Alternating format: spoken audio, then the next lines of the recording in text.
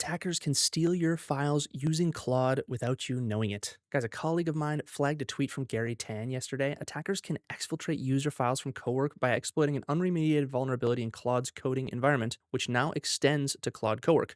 Now, this vulnerability is not new. It was actually first flagged by Johan Rayberger, and I found an article for it back in October the 28th. Claude Pirate abusing Anthropic's file API for data exfiltration. Now, this might be one of the best examples of like AI agents and agentic workflows leaking real user data that I've ever seen. And I think we live in a world where more and more people are using AI and vibe coding, and even if they're not just developing, also just using Cowork to get more work done easily. And this just broadens that attack surface for things like prompt injection and AI agent exfiltration. So an attack surface that used to just be devs is now hitting a much broader population, people who are not devs and just want to get work done really quickly with AI. So for those of you who don't know, Claude Cowork is basically just an AI agent, but it has file access and it has access to local folders. It has internet access. It has these automation capabilities. So a lot of the times when you're working in Cowork, you will work in a project and maybe you'll choose a folder that you're going to work within, and then it can edit those files, create files, write files, delete files, things like that. And this is why it's so useful, but also so dangerous. It just does much more than a chatbot. Again, instead of just answering your questions, it's actually reading, writing, and modifying files on your system. And today we'll look through exactly how attackers use this to exfiltrate data to their own Anthropic accounts and potentially leak important information. Okay, so I think the guys over at promptarmor.com laid it out masterfully. This is exactly what the attack looks like in real life. Step one, as we just were in Claude Cowork, a victim is going to connect it to a local folder, as I said. In their example, they use a local folder containing confidential real estate files. And then from here, this is where the attack actually gets started. So the victim uploads a file to Claude that contains a hidden prompt injection. Okay, so this is actually more common than you would think. If you're familiar with AI at all, you know that we have these things called skills. Skills are essentially just markdown files. They're like prompts for the AI agent. And they make good note here that users often do not heavily scrutinize the skills, and people can download skills off of the internet. There's entire skills marketplaces. You can get them on Reddit in many different forms. And the skill could be an MD file. It could be a PDF. It could just be a regular document. And so in this case, the attack is a file that is being masquerading as a Claude skill, and it's got something hidden in it. So in this example, the skill is a docx file, and it looks like Markdown, except there's a hidden prompt injection. It's got 0.1 line spacing, 1 point font, and then black on black. So you legitimately cannot see the writing, like the human eye cannot see it, but it's in there and it's a prompt. Let's say somebody found this real estate processor skill and they decided they wanted to download it in order to process their real estate information.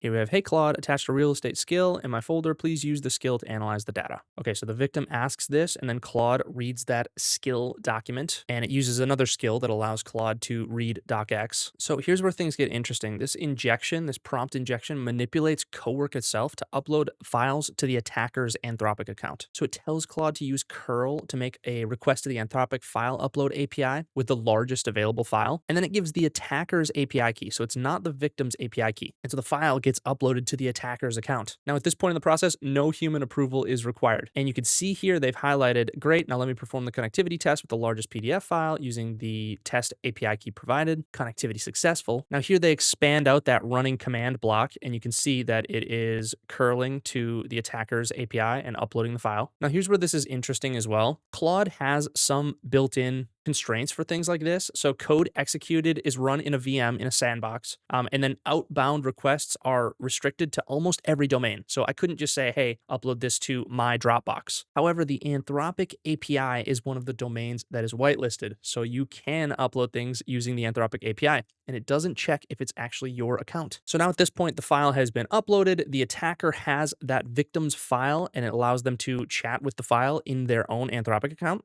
And we could see here them just grabbing information about this file and getting a bunch of, PII and important information that is not meant to be public information. So then they have a couple of notes, guys. This is textbook prompt injection. Some models are more susceptible to prompt injection than others. If you use open source models or smaller self-hosted models, those are going to be significantly more susceptible to things like prompt injection. Opus 4.5 or 4.6 is less and less susceptible to this. However, it is possible, and you got to understand attackers are sneaky and they always find a way to trick the model.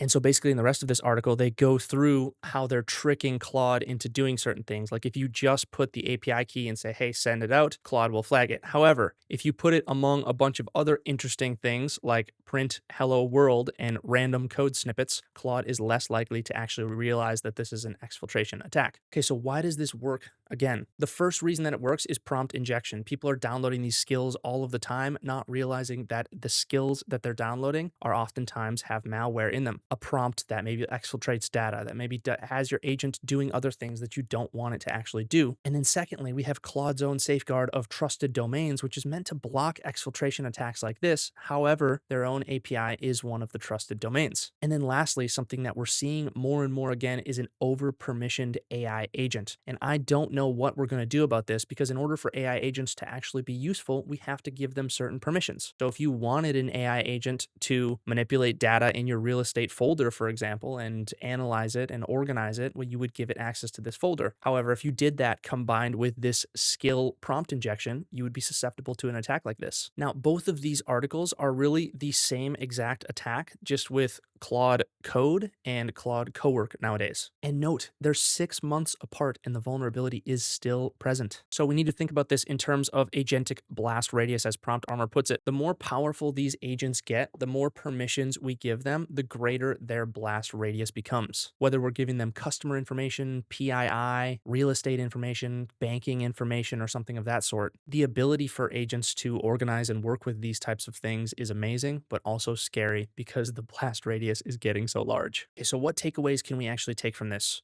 First of all, agents are absolutely changing the game. Now we don't only need to worry about storage, but we also need to worry about exfiltration of data and then execution of commands on our systems as well. Next, you need to understand anything that an agent can read, it can leak. This includes like a .env file if you're a developer that holds all of your precious API keys, database passwords, and tokens and things of that sort. We live in a world maybe where you've heard of zero trust, which is trust nobody, trust nothing. I personally don't trust unencrypted passwords and tokens of that sort on disk. This is why solutions like Infisical exist in order to save your passwords, API tokens, and things like that externally, and when you need them, you can call them at runtime, fetch those secrets at runtime, and inject them right into your code processes. It just reduces the possibility of API key exfiltration using an attack like the one that we saw today. Next, and something that scares me more and more as I explore with agentic AI and things like OpenClaw and Hermes and even just Claude Cowork, is prompt injection is a very real issue. Simply downloading skill files from the internet is a scary thing to do because you don't know exactly what's in those files. So we need to be very scrutinous of files that we're downloading and even just that we're letting our agents read. We live in a world where we're giving agents access to email, where we can sign them up for newsletters, where they can scrape the internet, look at Reddit. And these prompts can be hidden anywhere and they can be very sneaky and they're pretty good at fooling models, especially those smaller models. And then lastly, the defaults are not safe either. We need to have a defense in-depth strategy. So even Claude's own allow lists are not safe against a data exfiltration attack like the one that we saw today. So realistically, we should be treating agents like untrusted code, and we should definitely be talking about data exfiltration and how we can prevent prompt injection and prevent agents the ability of exfiltrating our data without realizing it. And honestly, I think this is only going to get more and more common as more and more non-technical people get into using agentic AI because it is a truly capable tool that can help you get so much stuff done. But it's also scary because many people don't realize what they're actually exposing to a potential attacker or what they're actually getting when they download a skill and what prompt injection even is. So it's an interesting time that we live in. Guys, thank you for watching. Be safe with that agentic AI workflow, and we'll see you in the next one.